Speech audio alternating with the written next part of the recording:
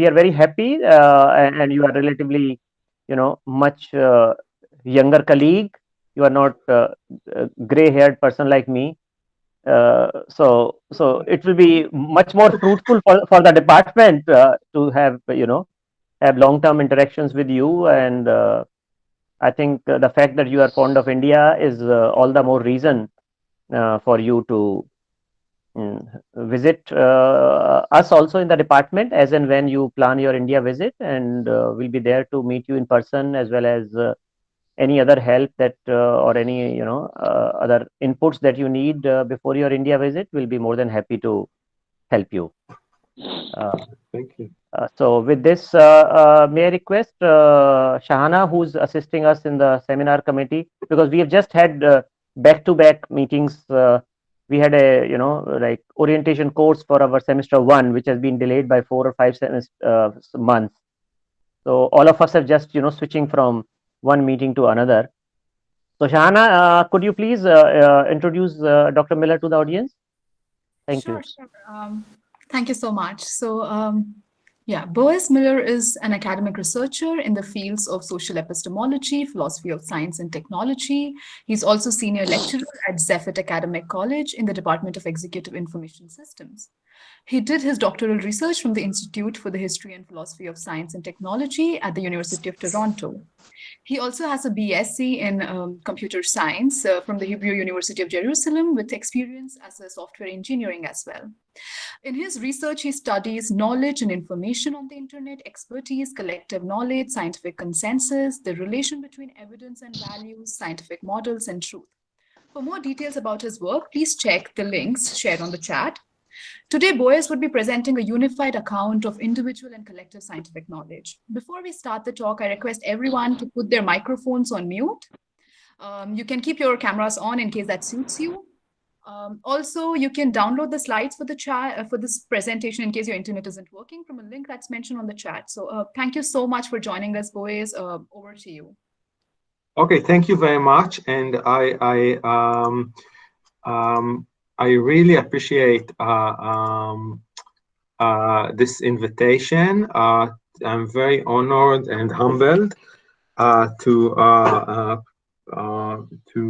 present at the New Delhi Department of Philosophy. And I really regret that I don't have an opportunity to do this in person. I think that it could have been really great. I was just talking, my wife is also a lecturer. She's a law professor at the same college that I work in, and she works on among other things, on language rights. And India is a fascinating place to visit and to study how country deals with different languages and different ethnic groups. And we were just talking about how we would really want to, how it could have been great if we can travel together and present and discuss things. But unfortunately, because of the crisis today, this is not possible. So today I will discuss, I will present my a paper in which I try to present a unified theory of individual and collective knowledge. So it's a programmatic paper. I don't think that I've closed. There are lots of problems and small details that still need to be addressed. Okay, so can everybody see the slides that I'm sharing? Yes, you can see it. Yeah. Okay, so there are many questions philosophers might ask about the relations between knowledge and consensus. For example, what are the identifiable conditions for a consensus in an epistemic community that allow a lay persons to legitimately infer that the consensus... Dr. Miller, sorry to interrupt you. My system is not yet showing your slides. Oh, it's is everyone else? Can anyone just put it in the chat in case everyone else is able to? I think it's visible, yeah, at least to me. Okay. Okay, So, maybe I'll try again. Maybe something wrong with my system. No, it's not visible to me as well. It's not Please visible Okay. here refresh. as well. Please refresh yours. Refresh. Okay, yeah, we'll refresh. Yeah, Refresh. thank you. Yeah, thank you. Thank you. thank you so much. Yeah, Boaz, we can, I think, yeah, sure. Okay. I think I can continue. Okay, so I apologize for that. So one question is deference to consensus. So the idea is that there is a community of people, of experts that agree on something, but the fact that some people agree on something doesn't necessarily mean that they know what they are talking about, because agreement can form for a variety of reasons. So one questions that one may ask is, under what conditions deference to a consensus is rational or justified? Another question that we might ask is, what method a collective of people might use in order to reach knowledge or to arrive at the truth? That's another question. We can ask if consensus is the aim of inquiry or the ultimate aim of inquiry. We can ask also that, because there are competing views about it. And we can also ask, what is the role of dissent, of dissenting views within this an epistemic community? Under what conditions dissent is beneficial to the generation of knowledge, and under what conditions dissent is detrimental to the generation of knowledge? And I've recently published a review of the literature in the Routledge Companion to Social Epistemology, which handles, which addresses these sorts of questions. And also I have a forthcoming paper in philosophy of science, especially about legitimate and illegitimate epistemic dissent. So, but I'm putting, for the purpose of this talk, I'm putting all of these questions aside, and I want to take a step back to ask more foundational questions about the relations between individual and group knowledge. Because we already, when I talk about consensus, I already make some assumptions about the connections between individual and group knowledge, which I want to make explicit. So more precisely, the question that I want to address in this talk is the following. What need an individual subject standing to be vis-a-vis her epistemic community for her to personally know? So I'm assuming that there is a subject and there is a community, and we want to ascribe knowledge to the subject that is part of the community, and we acknowledge that there are relations between the individual and the community. So I want to ask what these relations are, under what conditions a member of an epistemic community personally knows, and also under what conditions the community can say, we know, as a collective. So let us start with the traditional analysis of knowledge in analytic epistemology. And I know that there are variants on this definition that already exist in ancient Indian Hindu philosophy, but unfortunately I don't know enough about them to present them competently. So I'm starting with the sort of like modern Western analysis, acknowledging that this is not the beginning, this is not the starting point of this discussion, but this is just my point of origin. But of course, there are, it has a long history, and not only in Western philosophy.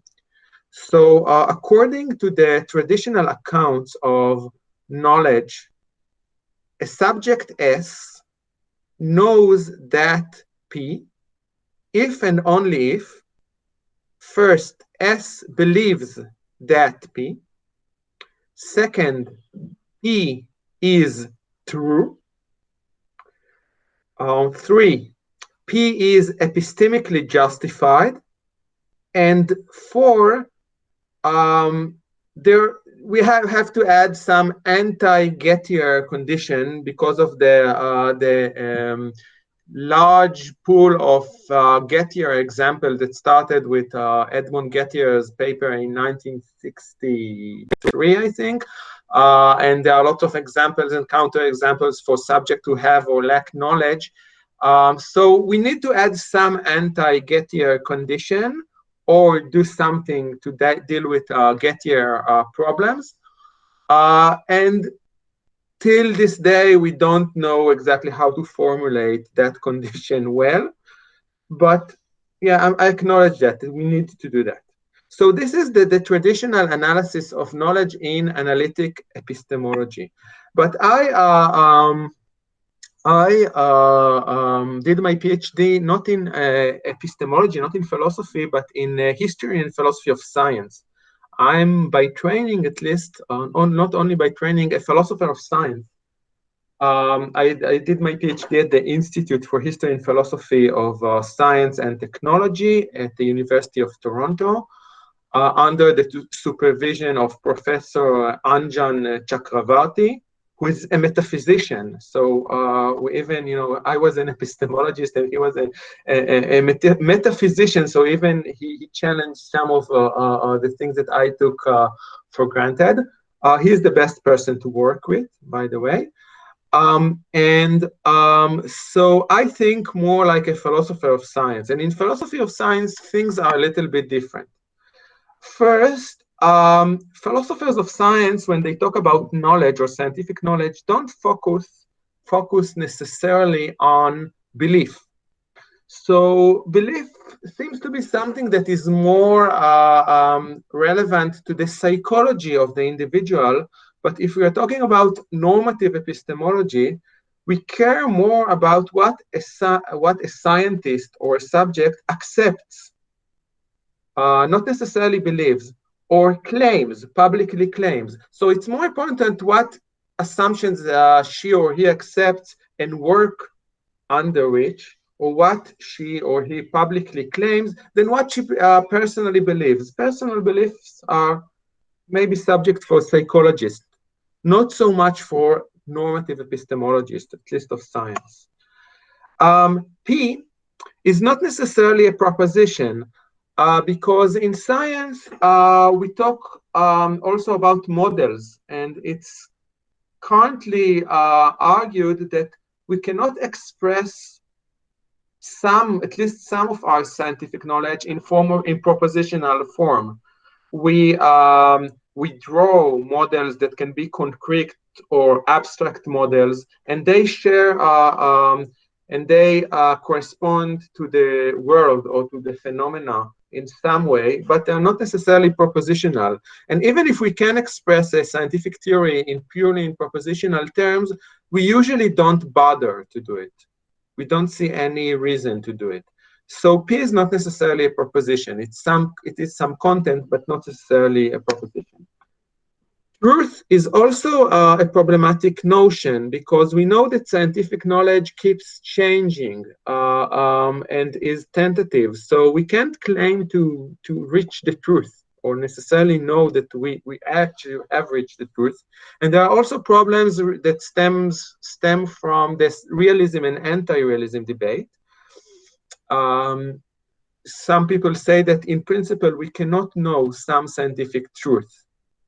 So instead of truth, philosophers of science talk about empirical adequacy, which is truth only about observable entities, or about approximate truth, or we just say that generally that the P passes muster, it works.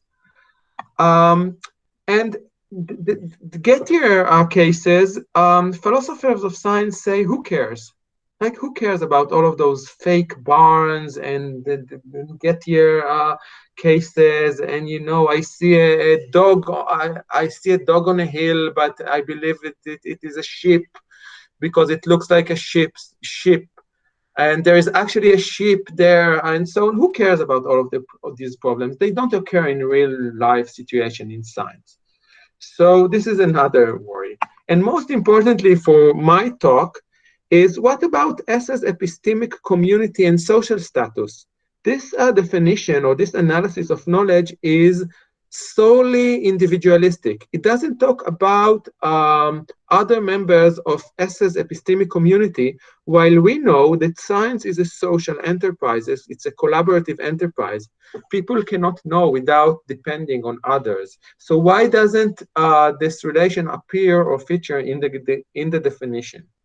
So this is like the starting point. To begin with, I take it as a starting point the standard analysis of knowledge, but I already note that there are problems with it, at least when we talk about scientific knowledge. For the purpose of this talk, because I want to talk about individuals' relations to their epistemic community, I accept the following thesis. I call it the epistemic dependence thesis. Whether S subject S knows that P at time T may depend on some epistemically substantive properties that other members of S's epistemic community possess at T, or an epistemically relevant event undergone by them at a time prior to T. So I can talk about this relation in evidentialist terms. Whether S knows that P at time T may depend on the evidence that other members of S's community possess at T. So if the traditional and individualistic analysis says that my justification for knowledge depends only on the evidence that I have in my own mind, then if I acknowledge the epistemic dependence thesis, then whether I know now may depend on evidence that other people in my community possess at this time. And maybe I'm aware of it, of their evidence, maybe not, but my status as a knower depends on evidence not possessed by me, but possessed by other members. And there's also a process reliabilist version, whether S knows that P at time P may depend on the reliability of the belief generating processes of other members of S's epistemic community prior to T. So here the idea is that on a process reliabilist version, whether I know on an individualistic version, whether I know depends only on the cognitive processes that occur in my head or in my cognitive system. But if I accept the epistemic dependence thesis, then whether I know may depend on processes that occur or are undergone in other members of my community's cognition. So you can see that how I acknowledge something like the extended mind thesis, or at least a version of the extended cognition. So there are lots of arguments for the epistemic dependence thesis. I'm not going to review them. I'm going to accept this thesis for the purpose of my talk. I will briefly mention them. There's the argument from underdetermination of theory by evidence, because evidence is shared and theory is shared and evidence is underdetermined by theory. Background assumptions determine which theory people believe or accept, but these background assumptions are communal. They're not individual. They're not anybody's particular background assumption. So knowledge is communal in that sense. There is also the argument from the transformative epistemic role of criticism. We need a community to transform individual opinion into collective knowledge. There is an argument from extended justification. I have a version of it. Many people have. There is an argument from social status that says that knowledge is a social status. It needs to be acknowledged as such. There are two versions of the argument from shared epistemic standard. Knowledge can be seen as a public good. Theory-ladenness of observation. Again, the idea is that observation is theory-laden, but theory is socially acquired, and so on. So I'm going to accept the epistemic dependence thesis for the purpose of this talk. And I want now to distinguish between two accounts, possible accounts of collective knowledge, agental and non-agental. Agental accounts assume that to have collective knowledge, members of a group must be able to act together as a body. That is, they must be able to make collective decisions, set collective goals, make collective statements, and so on. So this view, this version, or this flavor of collective knowledge sees the collective or the community as some agent that can act on its own, on top of the individuals that consist of it. By contrast, non-agental accounts do not assume that members of a group must be able to act together as a body. Rather, they view knowledge as a collective in that it is a participatory good, produced and used by many. That is, knowledge is a collective in the same sense that language is collective. Just like a living language needs a linguistic community that speaks it, knowledge requires an epistemic community. So here the community doesn't need to act as an agent, but there needs to be collaboration and sharing between people that sustain this collective good, something that they all share. So my proposed account in this paper of collective knowledge is non-agental. So it sees knowledge as a shared good, not as something that is owned by a corporate agent. So as a starting point to my analysis or to my proposed account, I start with Helen Longino's account of collective knowledge. So Longino, in her book, The Fate of Knowledge from 2002, proposes a non-agental account of collective knowledge that is attentive to the epistemic dependence thesis. So it focuses on the fact that knowledge is a collective good. So this is her definition. A given content A, accepted by members of a community C, counts as knowledge if A conforms to its intended objects, sufficiently to enable members of C to carry out their projects with respect to those objects, and A is epistemically acceptable in C. So here we are talking about like three conditions. The content A has to conform to its intended object. This is the functional replacements of the truth condition in the traditional analysis, but she talks not only about truth, but about a family of semantic relations, because truth is a property of propositions, and we know that knowledge that content can have more forms. So there needs to be some kind of correspondence between the content and the world, or the world of phenomena, but it doesn't necessarily have to be truth. So she calls this family of semantic relations conformation. And epistemically acceptable, A is epistemically acceptable. Epistemic acceptability is the functional equivalent of the justification condition. So epistemic acceptability, you can call it like epistemic justification if you want. So what is epistemic acceptability or justification, or collective justification actually? So this is again from Longino. Some content A is epistemically acceptable in a community C at a time T if A is or is supported by data D evident to C at T, in light of reasoning and background assumptions which have survived critical scrutiny from as many perspectives as are available to C at T, and C is characterized by venues for criticism, uptake of criticism, public standards for criticism, and tempered equality of intellectual authority. So the idea is that communal discussion transforms mere opinion into knowledge. And for a discussion to legitimate a claim as knowledge, it has to be governed by critical social norms. So it's not sufficient that there be criticism.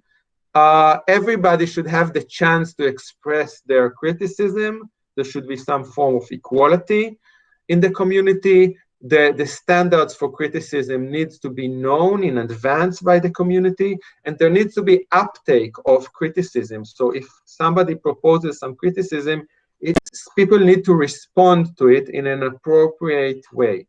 So this is Longino's account of collective knowledge. So this was so far I reviewed Longino's account of collective knowledge. And now I'm going to switch to Longino's account of individual knowledge. So she defines both collective and individual knowledge. And her account of individual knowledge is the following. For S as a subject S to knows that P, S knows that P if S accepts P, not necessarily believes, but accepts P, or P conforms to its intended object sufficiently. So this is roughly the truth condition. And 3, S's response to contextually appropriate criticism of P, or S's accepting P, is or would be epistemically acceptable in C. That is, S's response does or would satisfy standards adopted by C, and would itself be so evaluated by the relevant subgroup of C in situation characterized by the conditions of effective criticism. So here the idea is that the subject knows if she accepts something, this something actually is the case, and she can defend her acceptance to the community by the standards of the community. So these are the relations between individual and collective knowledge. There is a community that has some standards, epistemic standards, that transforms in mere opinion into knowledge. And in order to individual subject to claim knowledge, she must be able to justify her opinion according to the community's standards. But there are problems with Longino's account. They are well known in the literature. An epistemic community may adequately follow Longino's prescribed justification procedures, but the theory in question may still fall short of knowledge level justification. So, an opinion or a claim might survive critical scrutiny, but still not be sufficiently justified for knowledge. It just so happens that the community didn't have enough resources, or was biased in a way that was unintended, and so on. And another difficulty, which I point out, is that the conditions for individual knowledge do not sufficiently distinguish between different individual members of C and different roles they play.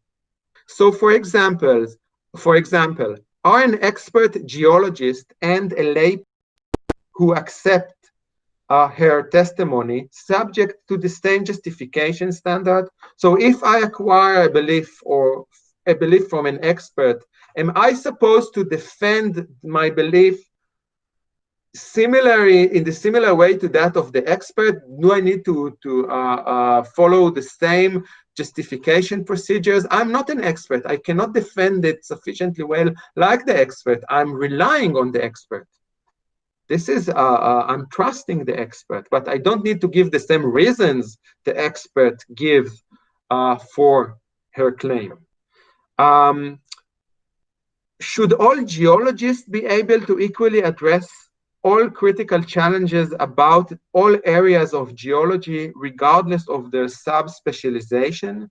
So again, there is a division of cognitive labor in an epistemic community, and different experts have different specialization. So they again rely on each other, and we cannot expect each of them to defend each claim in the same way. So at least this point is underdeveloped in Longino's account. She doesn't distinguish between different members of the community. So in light of Longino's account of knowledge and the criticism of it, I propose the following definition of individual knowledge. A subject S knows that P if P P is approximately true, empirically adequate, past master, whatever. Second, P is cognitively committed, believes or accepts P. 3, S's commitment is epistemically responsible. So this is a new condition that I put. S must be responsible in her belief or acceptance as an individual. 4, P is justified by S's community's standard. And 5, P is objectively justified. Now, this is, from a philosopher, from a practical point of view, this definition is a nightmare, because to defend five conditions in one paper guarantees that the paper will not be accepted in any journal. But still, unfortunately, I cannot give up on any of these conditions, so I'll try to persuade you that they are all necessary. But yeah, I acknowledge that it's not nice. Sometimes reality is more complex than philosophers are willing to accept. Okay, so let's start. The first and second conditions, I think, are not controversial. So let's start with the third condition of individual epistemic responsibility. Now, fortunately, Isaac Record and I have developed an account of individual responsibility, epistemic responsibility in a previous paper, so I'm just going to use it in this account. So according to our account, a responsible subject is one who does, to the extent that she can, what is required of her in a particular situation to bring about true and rational beliefs. Responsibility is delimited in part by role expectations within particular situations, while practicability is delimited by facts about the subject's competencies, as well as her technological, ethical, and economic circumstances. For example, suppose you have a doctor who is about to perform an operation. So she has more responsibility to verify some facts about how to operate these conditions than just a layperson who is interested in that process, because she needs to actually perform it. So there are differences in responsibility that stem from the different roles that they have. But also the available means of inquiry are relevant. If this is a doctor in a poor country without access to advanced medical technology, then her standards for knowledge are lower than a doctor in a developed country which has more advanced technology and better means to knowledge. So there are what a subject needs to, the inquiry or verification that the subject needs to perform is relevant in part, is relative in part to the availability of means of inquiry, of technological means of inquiry to that subject in that context. So there is a relativistic dimension in our theory of epistemic responsibility, and at least it is intuitive. This is how we normally judge responsibility relative to what you can actually do. So that's what is, and we stress that what is practicable and what a subject is responsible to do may vary from person to person and from situation to situation. We stress that responsible subjects are not only required to form beliefs responsibly, but also to have conducted some inquiry before they come to believe that P. This is a theory of epistemic responsibility that requires subjects sometimes to perform actual inquiry in the world to claim knowledge. And the more practicable a putative justification increasing investigative activity is, the likelier that it should be included among the subject's responsibilities. So the more easy it is for you to conduct some inquiry before reaching a conclusion, the likelier it is that we'll actually require that for responsible judgment. Okay, so this is our theory of individual epistemic responsibility. But I say this is just one condition. So it's possible that a subject has fulfilled her epistemic responsibility, but she doesn't know, because this is just one condition among 5. There is in principle no limit to the amount of evidence a subject may gather before forming a belief.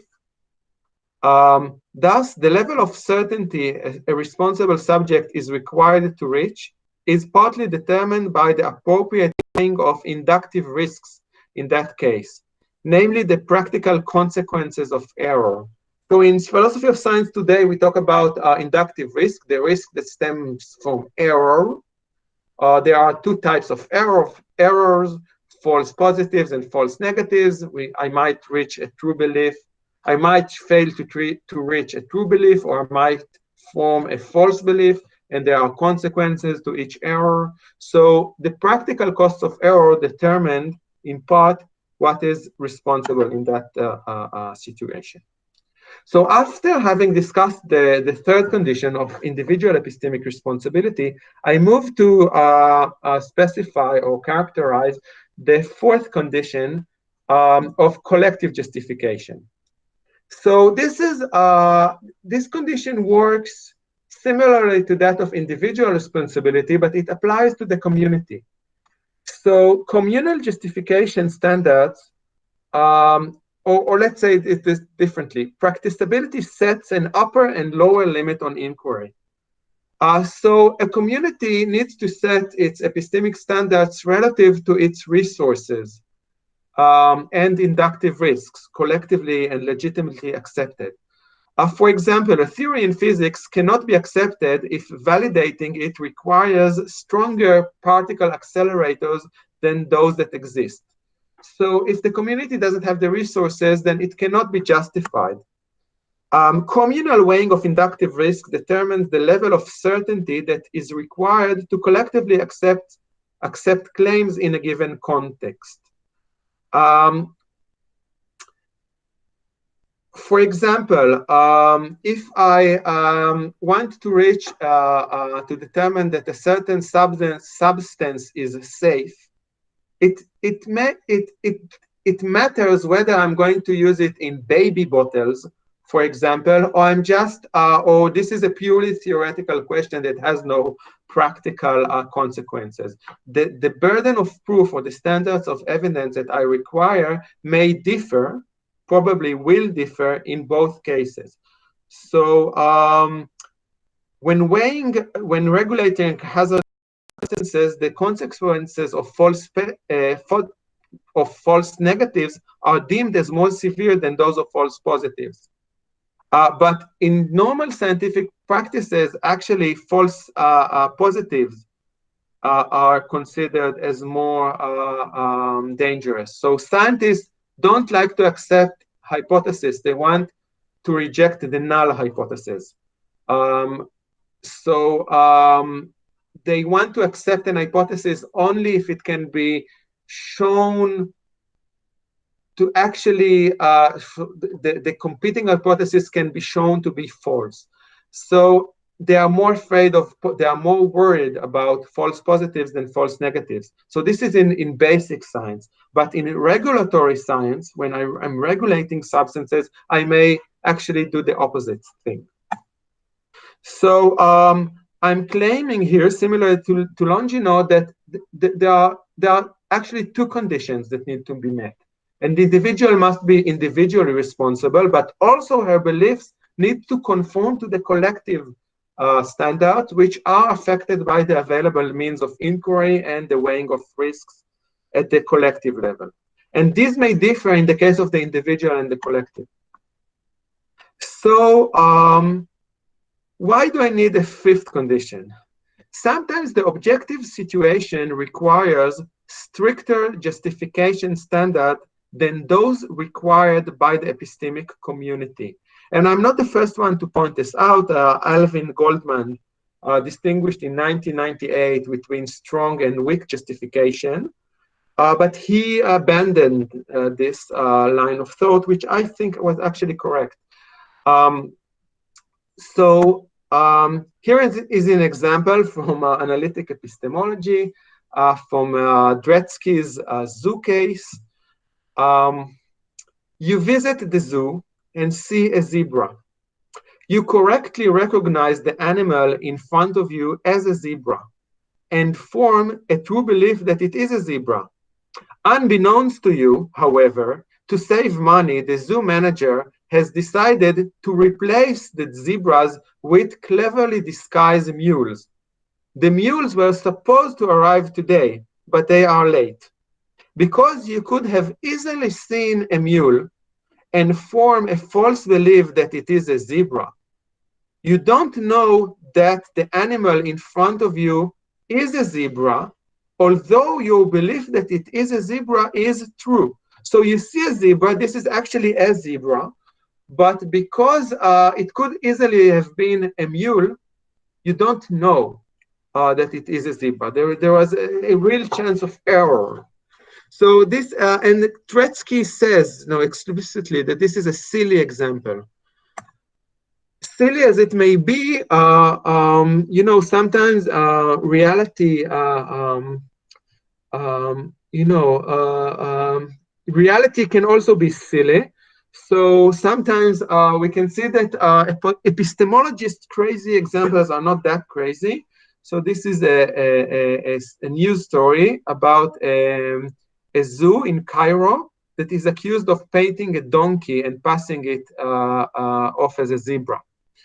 So sometimes you'll be surprised that reality becomes more silly than some of our philosophical examples. Okay, so usually the zebra cases are analyzed in analytic epistemology as failures of knowledge. So the belief is not safe, therefore it is not knowledge. But within my account, I actually analyze this as a failure of justification. So according to my analysis, the common standards of justification, which generally license you to believe that you see a zebra when you see a striped zebra-looking animal in a zoo, fall short of the objective standards of justification in this particular context, which require you to verify that the animal is not a cleverly disguised mule. So the idea here is that a subject that believes that this is a normal subject in a zoo that believes that this is a zebra is epistemically responsible. So he passes the third condition. He conforms to the communal standards, because usually when you're in a zoo, you can believe that what you see is what is listed on the sign. But because this is an objectively weird situation, the standard of justification, the actual objective standards of justification, fall short of the ones required here. And I want to argue, I think that I'm running out of time, so I want to just point out that this objective failure of justification can actually occur in science as well. So, which is a surprising result. For example, physicists' beliefs about cathode ray tube phenomena before the discovery of X-rays were justified by communal standards, but not objectively justified, because scientists did not control for the possible influence of X-rays. So they were producing phenomena with cathode ray tubes and measuring their properties and so on, but they didn't know that they were also producing X-rays, and this interfered with their measurement. They had no reason to think so, but once they discovered that they were actually producing another phenomenon which they were not aware of, this realization showed that their previous standard of justification were not sufficiently strong. the objective situation required stricter standards. So this is like a case when when you discover that nature is replacing your zebras with mules, but you don't know about it. This is something like that. And this is a long quote from Thomas Kuhn, who described this situation. But I'm not going to read it for lack of time.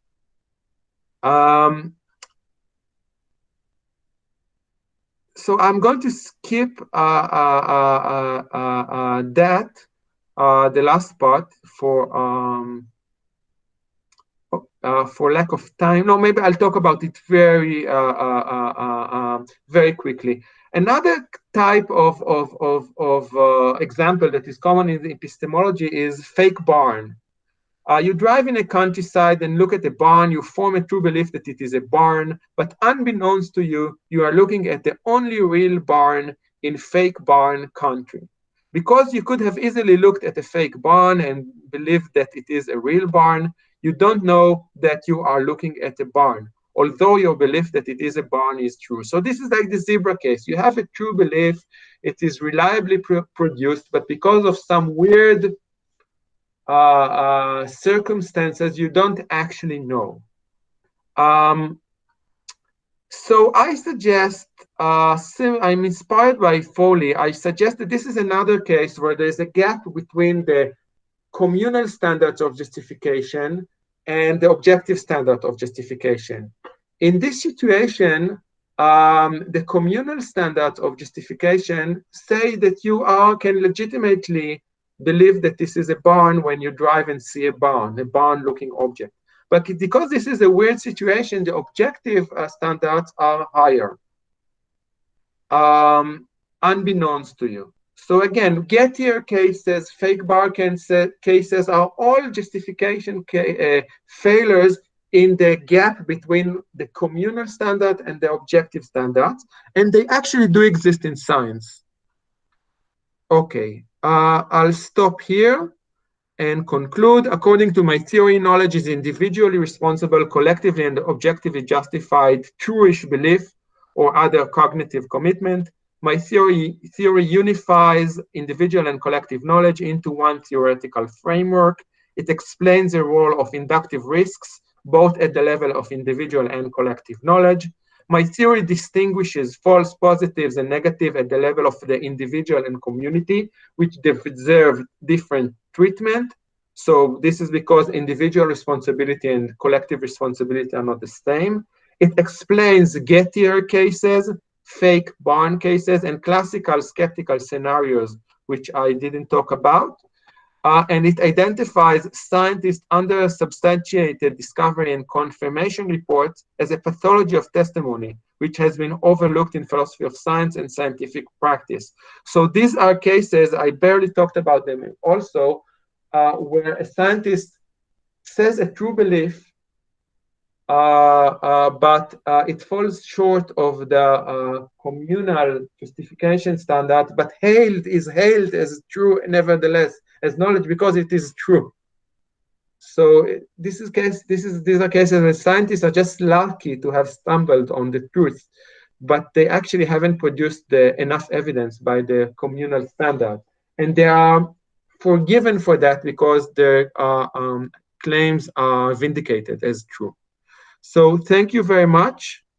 I hope that you have enjoyed the talk, and this is my email here and my college.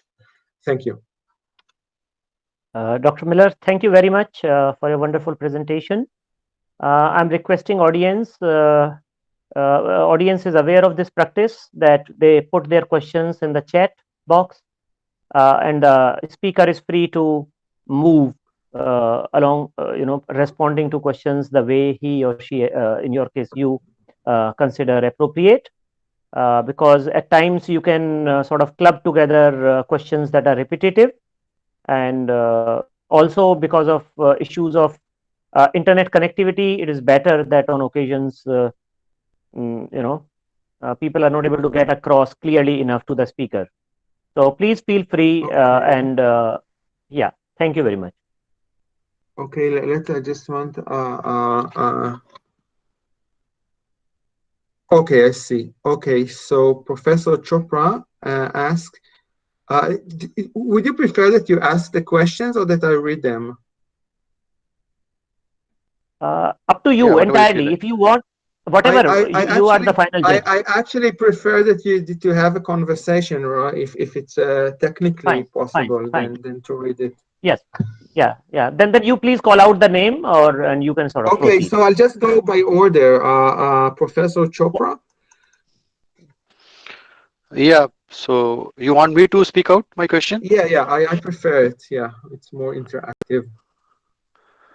Yeah. So the impression which I got is that it's collective objective standards. I mean, objective standards. How objective standards are to be identified? Are they to be identified in terms of collective agreement, or they are different from collective agreement? Uh, and also my worries about Kuhn's insight that there is theory ladenness in the observation itself. So we believe, like in science, we are making objective observations, and whatever result follows from those objective observations. But when we draw out result, and even when we make an observation, that observation in itself is a kind of interpretation. So our theory is intruding into those observations. So I'm really worried about how to characterize objectivity. Okay, So something similar, so yeah. oh, thank you very much. My theory is the first question is how objectified standards to be identified, and Yeah. first I'm not claiming, my theory does not claim necessarily that we have knowledge. So it is like if you're a skeptic and think that we don't know, you can analyze why we don't know in accordance with my theory. So my point is not to necessarily to vindicate the fact that we have knowledge. I think we have, but I want the theory itself to remain neutral on the question of whether or in what cases we do have knowledge. So I'm not. I'm just saying that in skeptical scenarios, maybe you set the objective standards too high.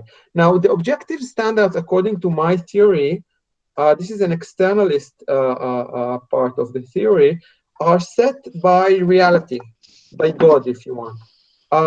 And this is, we may or may not meet them, and we may be in error whether we meet them. So we might not identify them correctly, or which I think is very common in science, we might identify them only retroactively. So we can pass a judgment about the past and say, these people thought that they knew, but we actually know today that they didn't know because they didn't pay attention to such and such, so and so parameters or confounding factors and so on. So often, and the judgment of what the object or the determination of what the objective standards are is retroactive, is not done in real time. Sometimes, we might think that we actually do know, but again, we might be wrong. So I'm not claiming that we know that we know. I'm not claiming that we have knowledge. We might think that we have knowledge, but it's a matter, of is nature kind to us or not? If nature is kind to us, then we meet the objective standards. If nature is not kind to us enough, then we don't, and we might be in error of whether in our ascription of knowledge to ourselves. And I think this is consistent with scientific practice. Yeah, my further inquiry would be that when we come to know that we were wrong. Actually, we were wrong, which we believe that it's right. So my understanding is that only in future, when we get data from some studies which is contrary to our expectations, according to previous theory, so we come to know about our wrong belief through data. I mean, new data which is emerging. So I guess this is the way we come to know. There's nothing, no transcendental, nothing magical involved in it. Yeah, I don't believe in like there's accidental or magical. I think I want it to be naturalistic in that sense, Yeah, to yeah, actually yeah, characterize actual scientific practice. Now, you also ask about the theory ladenness of yeah, observation, yeah, which this is a huge problem in philosophy of science. The theory ladenness of observation and the underdetermination of theory by evidence, and partly, Longino, this is what motivates her account of the collective transformation of opinion to knowledge. She says that there is this gap between data and evidence and theory, and people bridge this gap with background assumptions. So the idea is that we need to share our background assumptions and critically criticize them, each other's background assumptions, in order to weed out error and biases and so on. And then hopefully we are left with some theory that is more justified. yeah, hmm, yeah. That, So and there are, maybe, just to finish, and there are today people like Larry Loudon and John Norton, Loudon and Leplin and and Norton. They think that this is not such a big problem as previous generations thought. That there are less options that that are underdetermined that people might have thought. So, I can refer to them, sort of draw on them, but I don't have an independent reply to worry, which is a good word. yeah, I would like to add a little bit more. Like in language, nature of language, we know broadly there are two camps. One is Chomskyan camp, other is non-Chomskyans, which include cognitive linguists or other psychologists or scientists. So Chomskyans believe that language is innate and it is a module separate from the other cognitive abilities, a specialized cognitive module. Whereas other school, they believe that it is not a module and it is the result of general cognitive abilities which interact with each other and languages acquired by the child. So now we know there are empirical studies in both psychology and neuroscience, and both camps, they believe that their account is naturalistic account, and both believe their account is backed up by evidence, scientific evidence, neurological, psychological, both. So why can't we resolve if there are really some objective standards? So why this debate is still going on even after so many decades? As I, Yeah, I because no, the fact that there are objective standards yeah. means that they are, there is truth, and I assume that there is truth and there are objective standards. Mm-hmm. So in that sense, there one camp is right and one camp is wrong, or both might be wrong. Yes, yes. And there is a way, in principle, to find out ultimately who is right. We are just not at that stage, so maybe we cannot claim knowledge. I vindicate existing theories in science and say that they all rise up to knowledge. That's not my aim. Sometimes, no, maybe, probably, if there is no deep disagreement in a community, then we don't know. We still we have justified belief, we have responsible belief, but yeah, we don't know. That's Yeah. Okay, Dr. Okay. Miller, I'm leaving my question being the host. I think there are a lot of interesting questions and her hands raised. So I'll keep Okay, my so queries for the end. Yeah, so you can bypass my questions and I'll come to it okay, just at the end. Please, please. okay. There are a lot So of I see people who that have the raised the next hand. question is by Professor Tamang. Oh, she's a research scholar Hello. from our department. Yeah, Hello. please, Thank you, Professor Miller, Sarita. for your. I'm not a professor. I'm a research Yeah, scholar. yeah. Okay, I'm not a professor either, so it's Okay. Okay. So I have typed my question out in the chat box. Can I just read it? yeah, of course. Yes, Okay, yes. thank you. So as you said that knowledge is collective, and you said that in the beginning of your talk, right? So when you said that knowledge is collective, did you mean that is all knowledge collective? Because since the kind of knowledge that you were referring to, it seemed to be essentially be of a kind of scientific knowledge, which has certain normativity involved in it, right? But where would such a definition of knowledge, which is collective or intersubjective knowledge, as you defined it, would localize or place the individual knowledge, especially the knowledge of our phenomenological states, since such knowledge do not satisfy the objectively justified criteria, which was one of your conditions of your account of knowledge, right? So this is my Uh, first Can, question.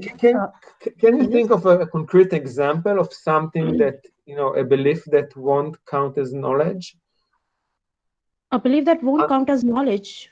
on, Yeah, on the, yeah, but my what example do you have in mind? I want to see if I can share your intuition. any belief which has which involves phenomenological state, like say I am in pain, right? But how can it be Okay, objectively verified, right? how it But it can is a be, knowledge, it is a knowledge about my internal state, right? So individual okay, knowledge in that sense. okay, let's see. So Yeah. suppose that I believe that I'm in pain because I feel pain. So I I think that the responsibility criterion, the individual responsibility criterion can be met. I can responsibly believe that I'm in pain. There are situations where I can claim that. Now the question is, you say, okay, can I, it's not intersubjectively verifiable. Yes. And I don't know what objectivity would mean in this case. I mean, I guess that it would mean that you actually have a body or something like that, that you're not just. But let's even talk about the communal case. I think that actually, if you think about even scientific practice, suppose that I'm a scientist and I'm performing some experiments. In practice, my data is my private data, and maybe I'm the only one who acquired, they have the required expertise to perform that experiment. Yes. And I have a special skills that I have on, even if other people can, in principle, perform the same experiment, they don't have time, and when they will not do it. Replication in science is much more rare than people assume. And so in that, from a structural point of view, claiming some claim that my experimental data proves some point is similar to claiming that I am in pain, because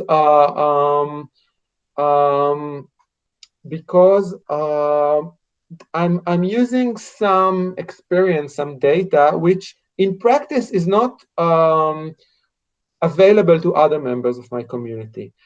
So I don't see a principled problem with phenomenological beliefs that as a separate category. I think that we have the same situation in science in general. So the question is how my theory addresses that, case of private evidence or de facto private evidence. And I think that here comes the notion of trust, which is very, very important in our understanding of knowledge. I think that, and I've written about it, there are some cases where my belief that in another person's testimony is dependent on the fact that that person has the evidence, not me, and I trust that person. So trust is fundamental to us having knowledge at all. So trust another's experiment or another person's claim about their phenomenological state, I need to trust that person. So I would say, and trust, although trust can be in some sense rational, trust is not a substitute for evidence.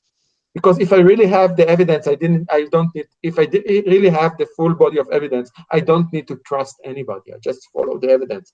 Trust says that there is a risk. I don't have some of the evidence, but I still nevertheless believe that other people have that evidence. And trust is like the glue that binds, individual claims into collective knowledge. And there is no way to do without trust. So I think that if I believe that I'm in pain and I'm trustworthy by the standards of my community, then I can also know that I'm in pain, which is similar to where I perform an experiment that nobody else can do.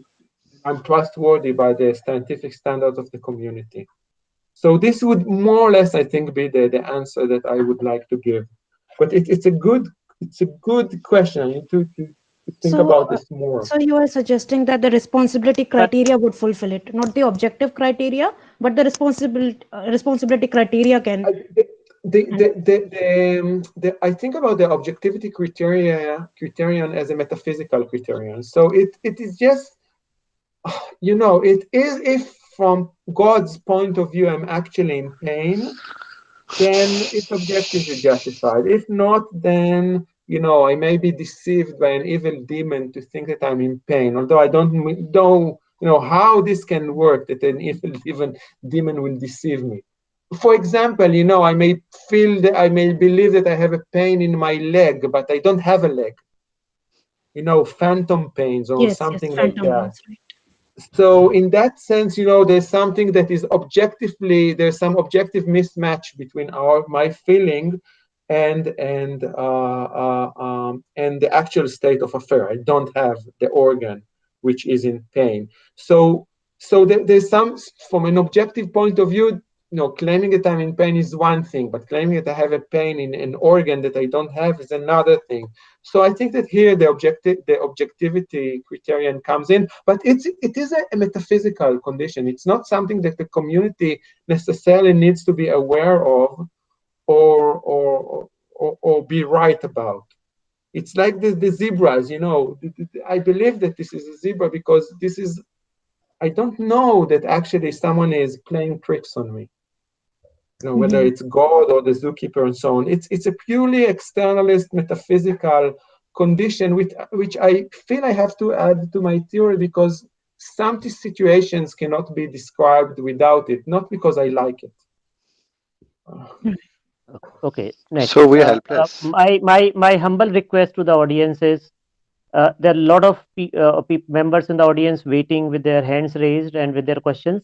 We first finish, everybody, and then can go for a second round. I have no issues. I'm not somebody who is in a hurry, and I'm sure Dr. Miller will oblige us.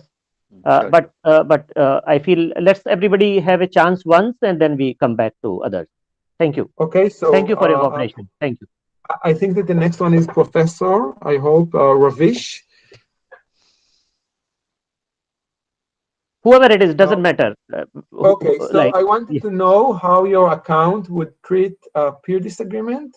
I imagine it stands at a weird intersection. Okay, so,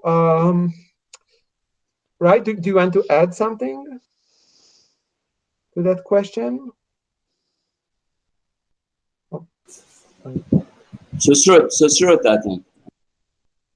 Okay, so let's see, peer disagreement.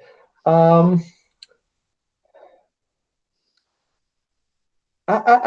say it this way. I don't think necessarily okay, let's talk about disagreement before we talk about peer disagreement. Okay, that's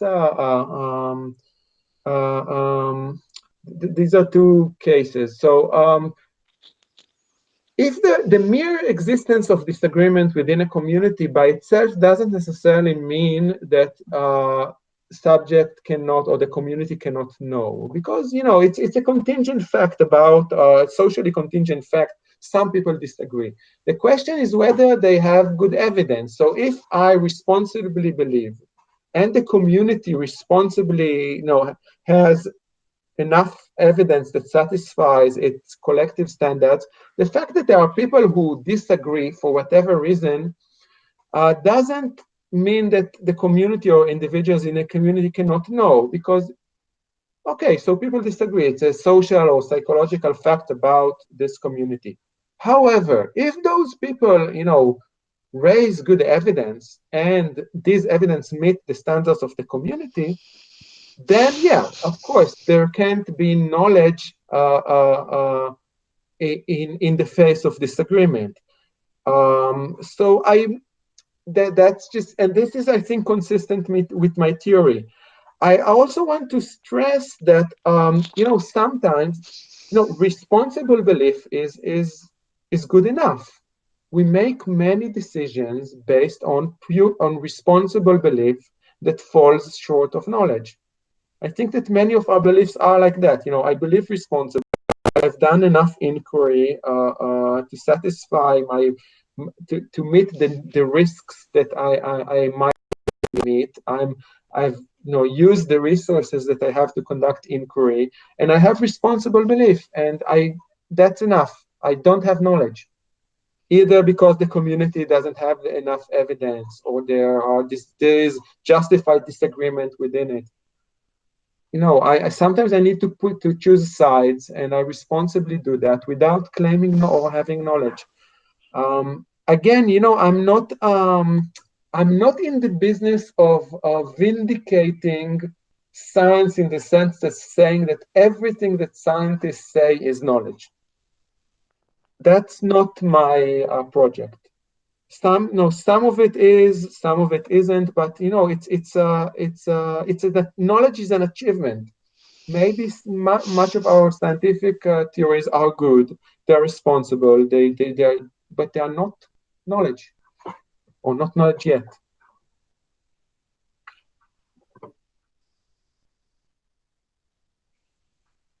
Okay, does this answer your question? I'll reserve probably a follow-up for later, and maybe there are others queued up. Yeah, thank you. Yeah. Okay, so Professor Motilal. Yeah, she has a question. Yeah, would you like to ask? Yes, my question really relates to some of the other the discussion that has been going on. So, but it is about certainty. Okay. I think knowledge does bring along with it an element of certainty. And my question is, how does certainty fare in your account of knowledge, where it is going beyond the traditional definition of knowledge as being an individual something that we have related to beliefs that we hold, which are justified and so on. So you are, of course, extending it to the community also, and the part that community plays in knowledge also is very well established by you. But I was wondering about certainty. So can one claim certainty for a knowledge that one has? And if so, to what extent? How do we understand it? You said that objectivity is metaphysical. Would you also want to say that certainty is psychological and therefore, of not very much of consequence here? I haven't thought about this a lot, so my response will be qualified. But I think that certainty. No, I would think of certainty, and this is my own take. I'm not saying that this is a standard take. I don't know enough. I would take certainty to give, to be a normative license. So saying certainty is like the license to stop inquiry, and saying, okay, I've done enough. I'm certain. I know. Now, this, as I said, this is context dependent. So, for example, there might be, if I'm a doctor and I'm certain that in my diagnosis of a patient at some point, but now there is a new test that I can perform and it's available to me, then even if I was certain before, now that I have this new opportunity to validate my claim in a better way, then I'm not certain anymore because I lost my license to stop inquiry. So I think that in that sense, certainty is a normative license to say, okay, I've done enough inquiry and I can stop. I won't say that it's a kind of a metaphysical idea of saying, I've reached some state of affair when I would say I'm objectively aligned with the truth. I don't think that anybody can claim that. But I acknowledge that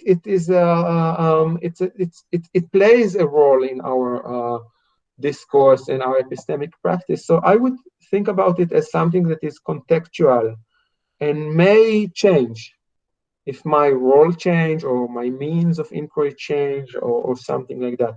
But I admit that I need to think about this more.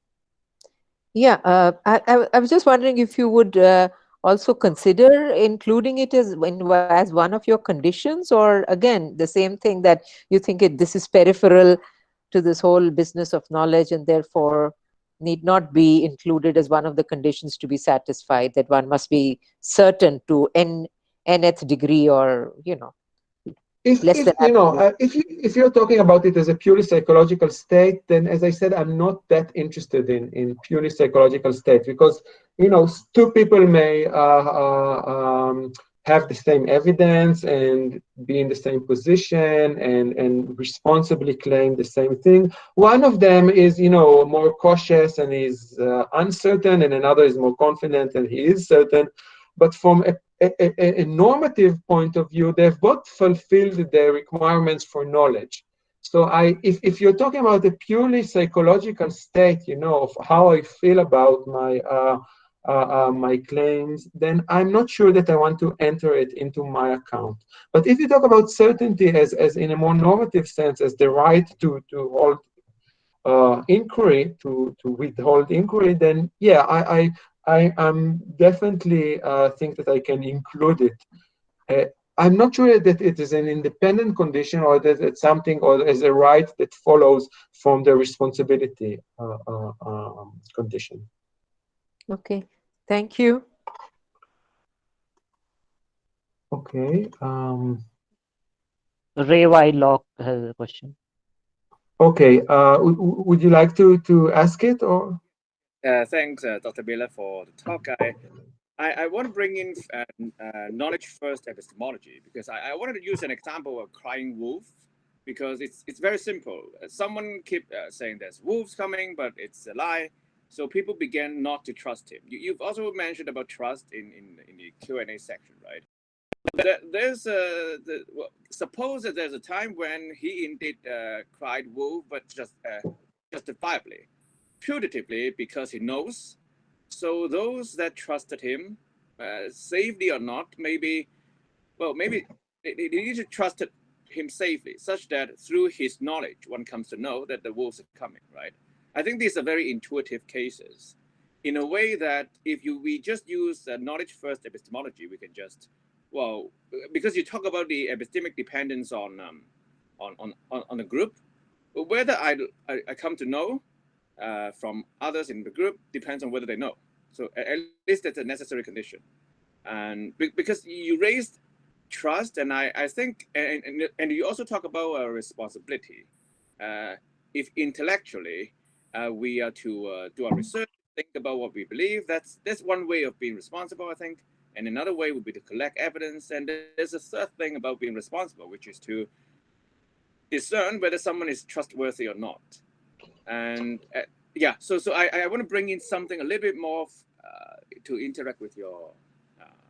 Okay, so Okay, I'll start like with general, with knowledge first epistemology. I'm not a fan of knowledge first epistemology. I don't, I want my theory to be as neutral as possible, within among different accounts to be compatible. But I think that I have to draw the line with the knowledge first epistemology, because I don't see how it can work together smoothly. I don't buy this whole knowledge first epistemology. I don't think that, at least, if I'm interested in the more normative parts of epistemology, I don't see how I can work with it. And there are other problems with it. So yeah, I'm not a big fan of Williamson in general or knowledge first.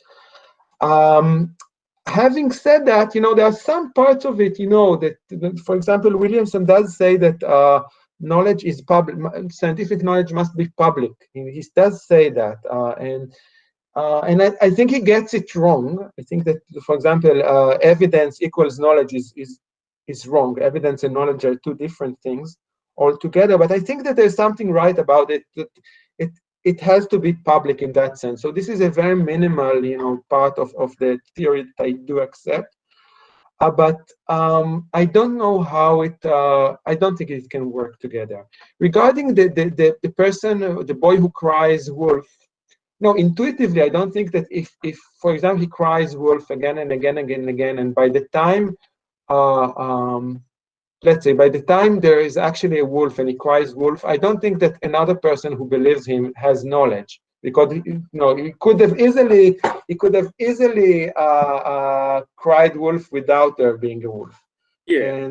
And there's evidence, you can put that in evidentialist term.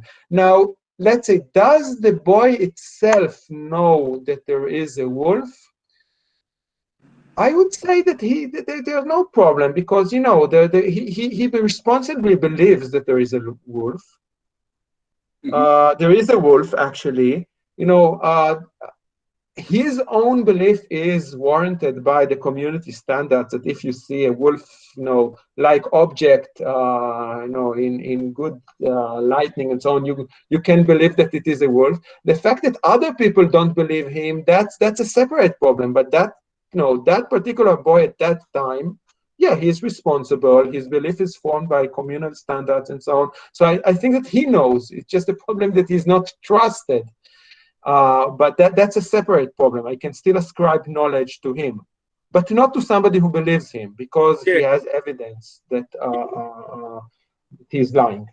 Right. So I think it's an interesting case, because, well, if there's when we talk about safety and maybe fake bonds, right? Maybe this time, yes, it turns out that he's saying something true. It's like we looked at the real bond by accident among many. Yeah. Very likely that we believed falsely, right?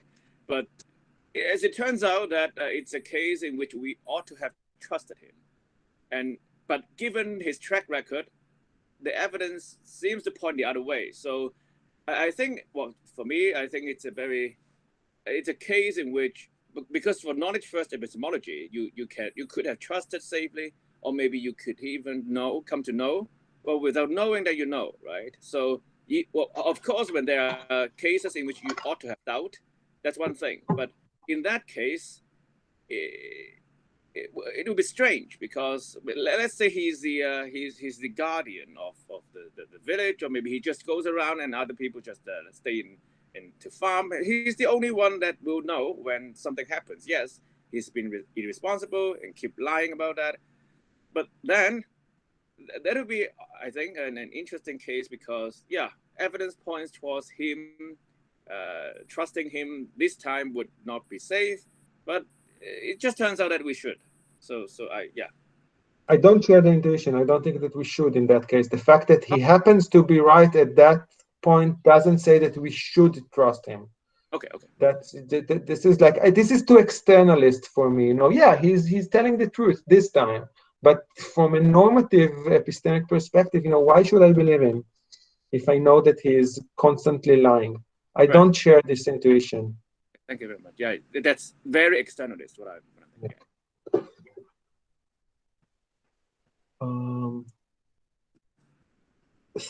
Professor Gettier asks, are your 5 conditions logically autonomous?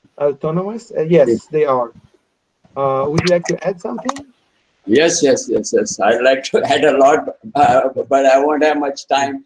First of all, let me tell you, after a long time, I have seen something I really like, because I mean, the problem is in what happens in philosophy, some projects just phase out, not because they have been exhausted, like in a Lacatosian and they've become degenerate, but it's just because people have lost interest, right? So the analysis of knowing seems to be going out on one hand, because there are other exciting things. I have no problem with that. But I really like your definition. I've posted something else like no need to be apologetic about 5 conditions. If you go back to 1964, the second response to Gettier is by Ernest Sosa. And in that paper, he gives 12 conditions. He gives seven subjective and 5. Nobody has understood that, so that people just dropped that paper, including Sosa himself, because 69 he went more with the flow, Lehrer and all, and he went into that stream, right? I recently exchanged emails with him, and he's not responded as to why he dropped the recursive definition, because ultimately I think recursion has to be there, and I think it's there in your 5 conditions as well. Right, my question was, actually, I'll just put it shortly, because I'll exchange emails with you. I have a lot to say. So my question is that by getting approximate truth, which I'm totally in agreement with, you've sort of lowered the bar, but by objective justification, you sort of raise the bar. But the thing is, lowering at one end and raising at another end may not create that balance. You know, like Chisholm was very concerned with this balance, that we should not, narrow the domain of what we know, okay, by making one condition so strong. Like, for example, immediate response, a lot of people, and Clark does this Michael Clark does this to some extent, is that justification entails truth. Okay, now you narrowed, and the conditions are not logically autonomous. So that's why I asked the question, because what people are doing nowadays a lot, their conditions are not logically autonomous.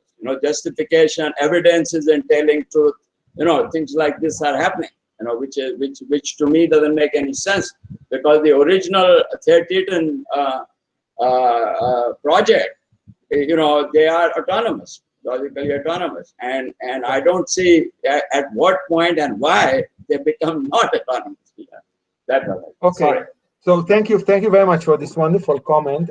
First, as you say, there's nothing wrong with 5 conditions. The only problem is that I'm no Ernest Sosa, right? It's much more easy for him to publish than for me. That's just a problem about the profession. Not in 64. Not in 64. Yeah, not in 64. It was a fresh PhD when he published that. Except he got it in Pittsburgh. Under pressure. So and it was a hot topic. Then the burden of proof on my account is bigger. But so first, the conditions are logically independent. Otherwise, why should I spell 5? In particular, which answers, I think, your second question, the objectivity criterion and the truth criterion are logically independent. So I can think of cases where my belief is true, but not objectively justified. So Duncan Pritchard has this case where I'm looking at the thermometer on the wall, and it keeps giving me the correct temperature in the room. So my belief is true, but it's not, in my sense, objectively justified, because the reason that it is true is not because it is measuring the heat, but because somebody it's just fluctuating, and somebody, unbeknownst to me, is controlling the air conditioner to fit what the thermometer is showing. So it's objectively, according to my conditions, it is objectively not justified, my belief in the thermometer, because there is something weird going on. The direction of fit is wrong. It's not indicating the right temperature. It's just fluctuating, and somebody else is changing the temperature in the room. So these kinds of examples show that objectivity and truth are not are logically independent conditions. So there might be an belief that is objectively, that is true but not objectively justified. That at least. You can also think about an example that I'm no, let's say a brain in a vat, but sometimes I'm not, so sometimes my belief is true and sometimes it is not. We can, you can find, think of all kinds of examples. So now my worry with truth is therefore different. So I'm not so much want to lower the bar than to acknowledge first that truth from a semantic point of view is not a good enough notion, because we need a more a richer family of semantic relations than just truth. Truth applies to propositions. It doesn't apply to scientific models, to pictures, to photos, to all kinds of or to the variety of rich ways in which we describe or represent the world. So that's one problem with truth. And another thing is, maybe I am trying. Maybe you're right. Maybe I'm lowering the bar more, too much. If I'm talking about the fact that scientific knowledge is tentative and sometimes truth changes, and what I believe to be truth is not. Maybe I am low. Maybe you're right. I think the way to test that is to construct some Gettier type examples to your 5 conditions. I think that will maybe get it to refine, Tim, my view, this also, I don't want to take up too much time, is I don't know why people have this wrong conception of Gettier. It's like the liar's paradox. So if you're going to stick to the analysis of knowledge, you should be able to form Gettier counterexamples. Otherwise, you've got, it's like falsifiability. Otherwise, you've got an illegitimate definition, most likely, my analysis. So it stems from the logical independence. Being able to form a Gettier counterexample is a virtue of the definition. It should just be harder and harder to form it. That's all I think. Yeah, I agree. That will be a good test of how strict you made that condition, is to try to formulate the Gettier. I totally agree. And I stress that in the paper, that my point is not to solve the Gettier problem. Yeah, because exactly. It is to explain it. Yeah. Because Gettier problem is just a fact of the definition. Every definition is susceptible to Gettier cases. I want to explain what goes wrong in them, but I don't want to offer a definition that overcomes them, because that would defeat the purpose. Yeah, I totally agree. Okay, thank you very much. I have a group and we've been doing this for months. That's why we got Sosa coming on the 14th in our group. Oh, so I need to join. Okay, so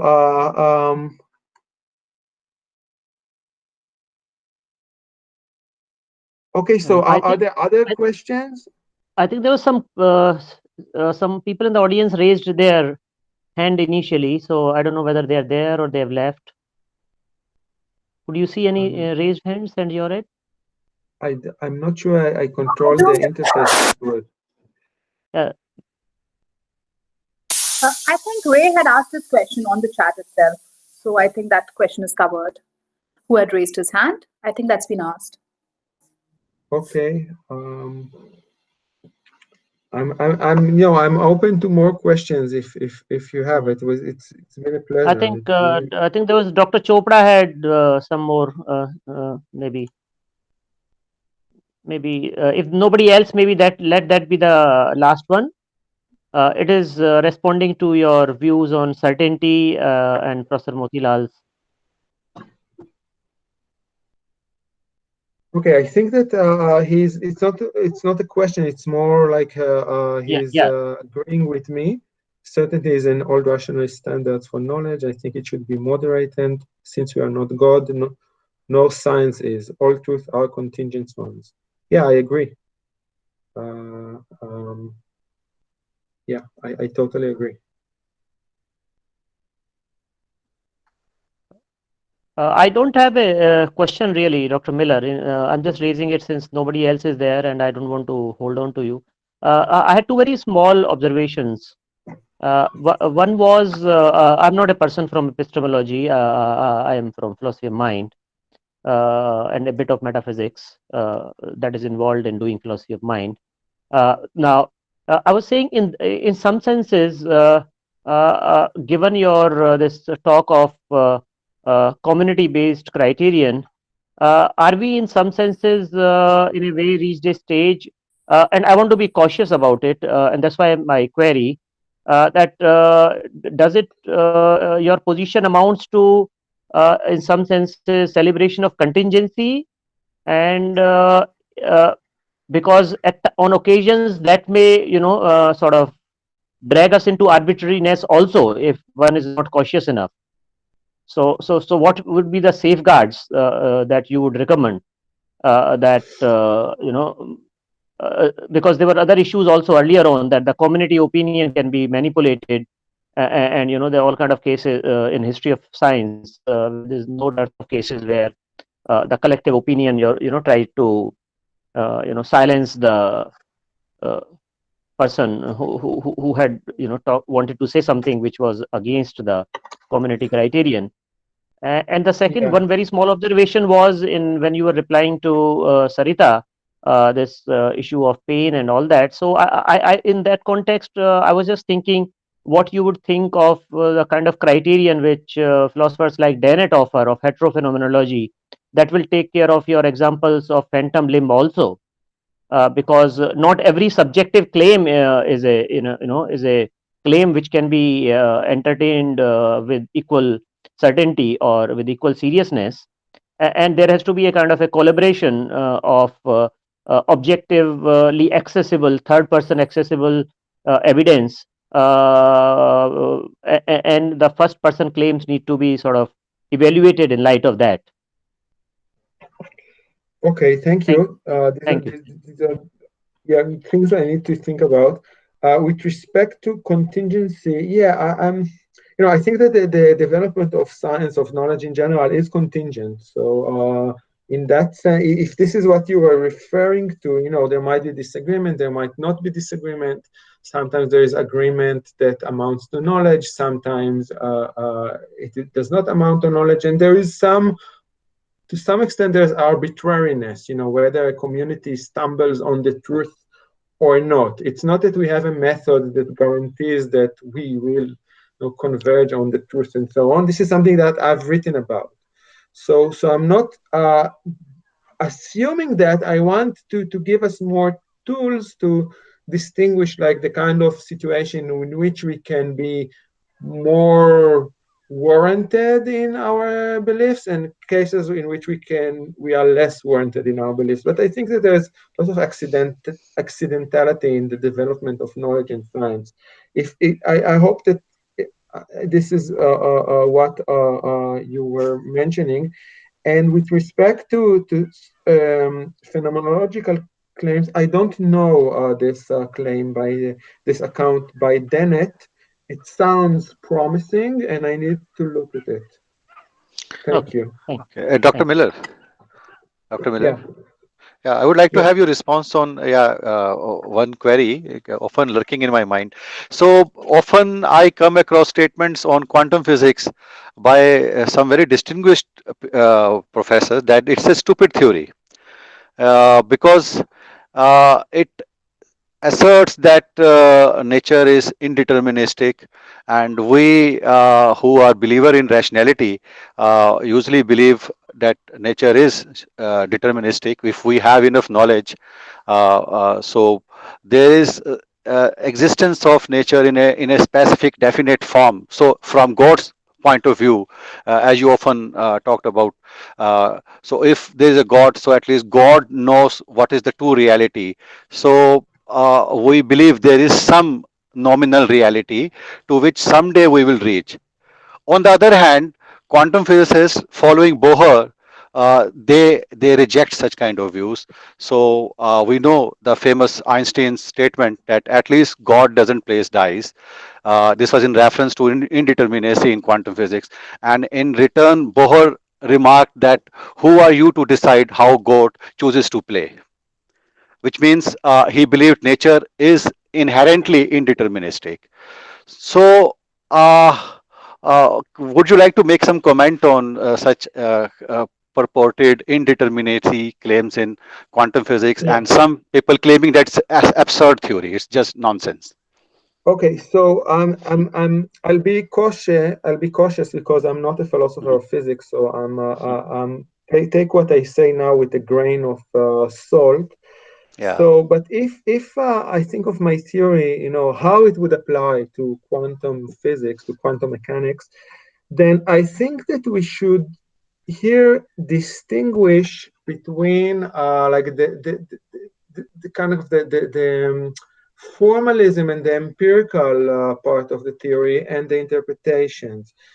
So, there is agreement in the scientific community about representation of certain experimental phenomena in Hilbert space, with some vectors and so on, and wave functions. And sort of the scientists know how to handle that formalism in order to latch on empirical phenomena that they encounter in the lab and in other places. So I think that claims that are made at that level, I think that we can they would count as knowledge and on according to my theory.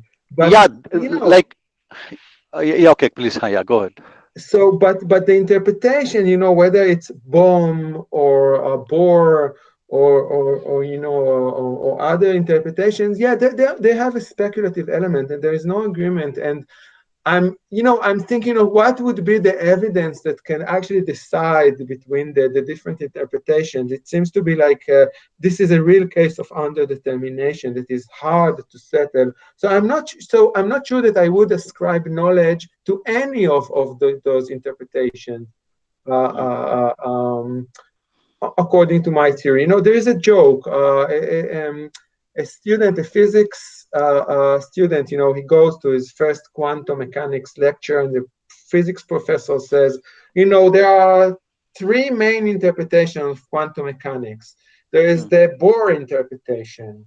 There is the bomb, the hidden variable interpretation. And there is the one interpretation that we actually believe in this course, and this is shut up and do the math interpretation. Yeah, that's what Bohr said. Yeah. Yeah. So in a sense, I wouldn't say that crudely, but for the purpose of epistemic validity of something that I actually can claim knowledge about, it's the empirical mathematical parts, not the more speculative metaphysical parts. Dr. Miller, sorry to keep holding like this. Just there are two more questions, short questions, and they will be the last. No more questions after that. Okay. These people they were kind enough to withdraw their questions earlier, so please, if you could address them. Which ones are? Srita, right? No. It is by Shushrut, Ravish. Yeah, right. So thank you. So I was just specifically worried about peer disagreement and whether it my thoughts were the two major camps, whether you take the steadfast approach or the conciliatory approach, would probably stand in some tension with the community aspect of it. So I was wondering whether your unified account would be able to handle that. So very quickly, if you were the way you were claiming that if I have certain, I have, let me put it this way. if I have behaved epistemically in a responsible manner, then I can continue to claim knowledge, which for me is a kind of a steadfast approach that it is there. But then peer disagreement also is a higher order evidence that I have to take into account. So I was wondering, how would you, sort of move your or maneuver your way in the peer disagreement? Okay, so in the case of actual peer disagreement, the analysis would be that I can responsibly believe because I've done enough inquiry and settled on some view, but I don't have knowledge because there are people in the community who are as good as me and who raise good, valid concerns. Now, with respect to the question of whether it is responsible, whether I can believe responsibly, even though I have second order evidence that there are people who are as good as me who believe otherwise, or you know what, I want to remain neutral. I would say that in any case, I don't think that in genuine peer disagreement, you can have knowledge because you won't meet the community standards. And whether you can believe responsibly or not would depend on whether you are a conciliatory or a steadfast, or which version is correct. So I would just move the debate to the question of, from the question of knowledge or justified belief to the question of individually responsible belief. But I would say that there you just have to follow the usual line of argument and see which one compels you more. All right, thank you. There's this last question from Anand Mohan, if you could look at that. Mohan, if we... Okay. Yes, Mr. Miller. Yeah, please go on. Please go on. Can you hear me? Yes, yes. Hello. I'm listening. Sir, yes. Mr. Miller, I have a general question that is artificial superintelligence a metaphysical possibility or a philosophy passes the human intelligence, or can be like we can unify them? Could you repeat your question because you were cut? I couldn't hear. Or maybe type it. My question. Yeah, please type your question. You are not audible. Please type your question. That will be nice. If you could please type your question. Dr. Singh, it is already typed. Is it? Okay, it is there. Oh, okay. I have a question. Is artificial superintelligence a metaphysical possibility or philosophical jargon? Okay. I didn't talk much about this in the talk itself, but there is a tradition of talking about metaphysical superintelligence, evil demon and all kinds of facts. I didn't start with it. And I don't want a theory of knowledge that is proposed now to be not to be able to address the kind of worries like brain in a vat or evil demon skeptical scenarios that are common in philosophy and are part of the West, at least the Western tradition. So my analysis of those cases are that what goes wrong in them, the failure to get knowledge, is that there are some objective standards that in principle cannot be met. So the evil demon just deceives us that we will never know the truth.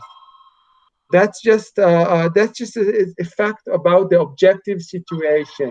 And if we are indeed deceived by an evil demon, then we don't know, even though our belief is epistemically, is individually responsible and meets the community standards. It's just because some evil entity or some super intelligent is manipulating the conditions behind the scenes.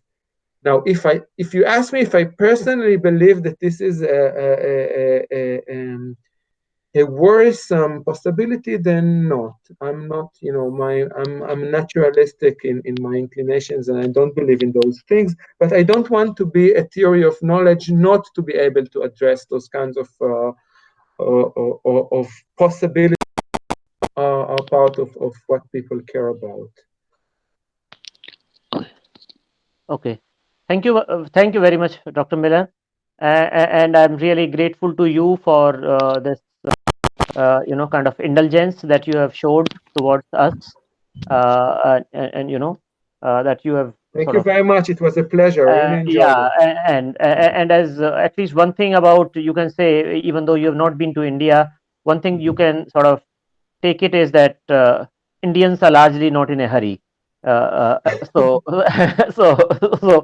so even a hard-nosed atheist, is somehow, sort of some kind of cyclical notion of time has got rubbed on them also. So, so I think we really feel grateful to you, and the department will welcome you once again. And in the department, I count Dr. Jetli. He's not an outsider, Me Thank and you. him joined. Thank you. Me and him joined the department almost the same day. I Of tried course, to come back, but they didn't want me back. that's okay. That's okay. So he took voluntary Yes, yes, retirement and wanted to sort of attend to other things, and he was fortunate enough perhaps to afford such a luxury in life, which somebody like me will not be able to do. So thank you very much, Dr. Miller, and we hope to continue this dialogue, and we'll remain in touch. Thank you once Very again. much. Thank you. Thank you. Thank you. You'll be getting email from me soon. Okay. Yeah. Okay. Thank you, everybody. Thank you. Thank you. Thank you. Thanks, Ravi. Thanks. Bye. Bye. Bye. Bye. Bye. Bye. Bye.